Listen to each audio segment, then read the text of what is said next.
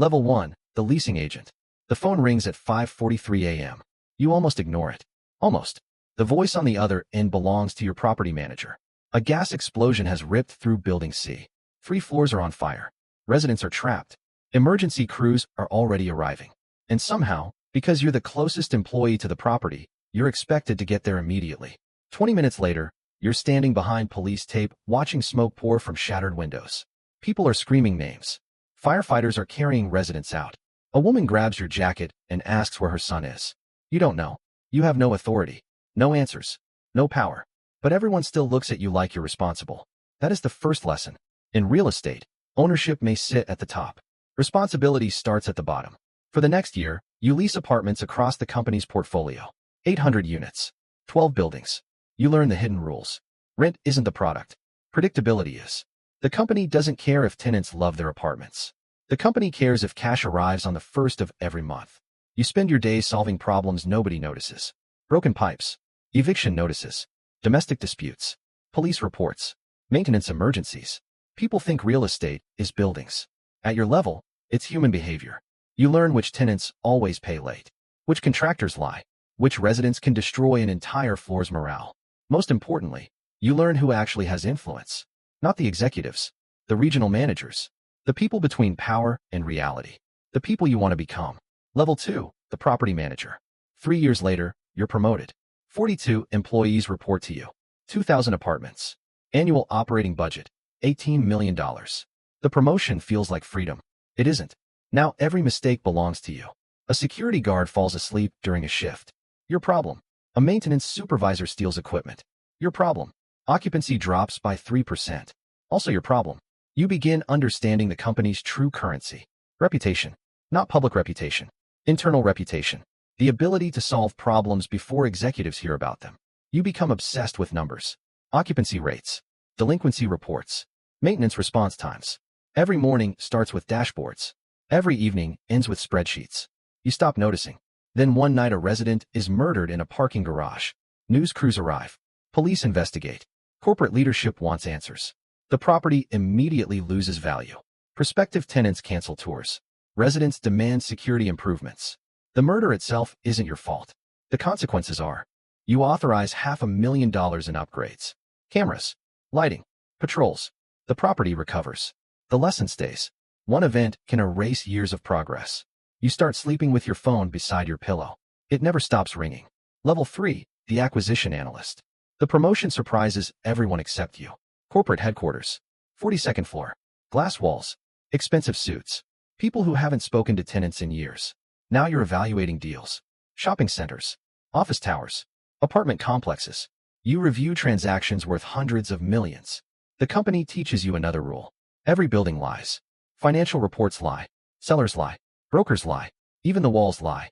Your job is finding the truth before the company spends money. You travel constantly. Phoenix. Dallas. Atlanta. Miami.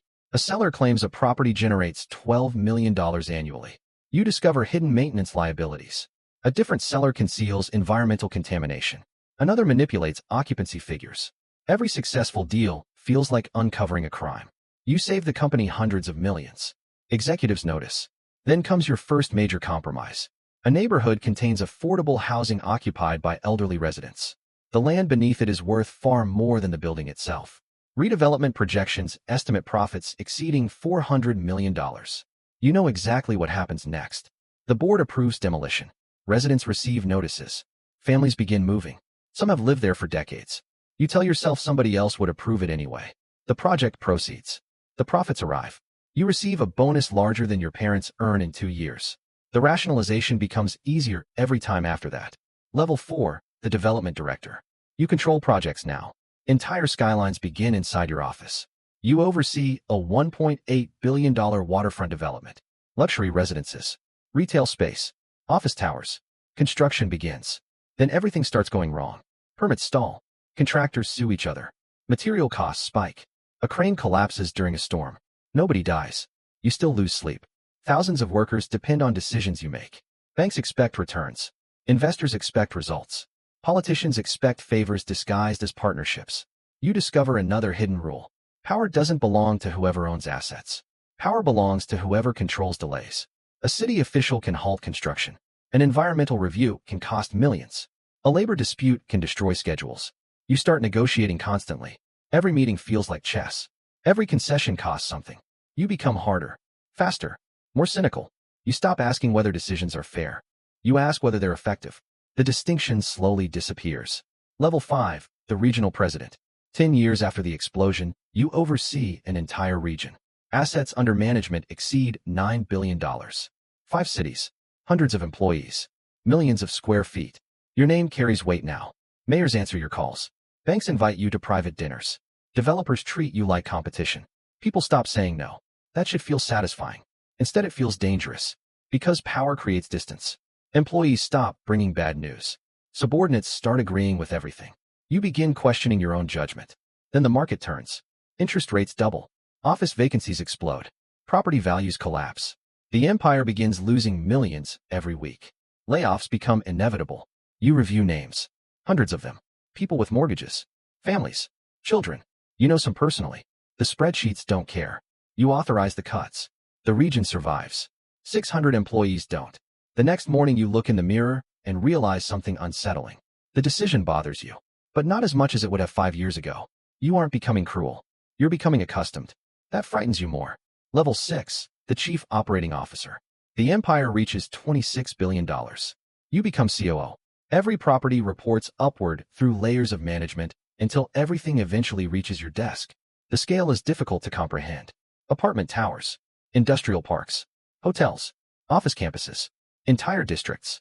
You spend most days inside conference rooms making decisions worth more than entire neighborhoods. Then disaster strikes. Structural defects. Several luxury towers contain flaws hidden during construction years earlier. Repair costs could exceed $1.4 billion. Investors panic. Law firms circle. Media outlets smell blood. Your advisors present options. Delay disclosure. Control the narrative. Minimize liability. Perfectly legal. Possibly profitable. You spend a sleepless night reviewing reports. By sunrise, you authorize full disclosure. Markets punish the company. Stock value drops 17%. Investors are furious.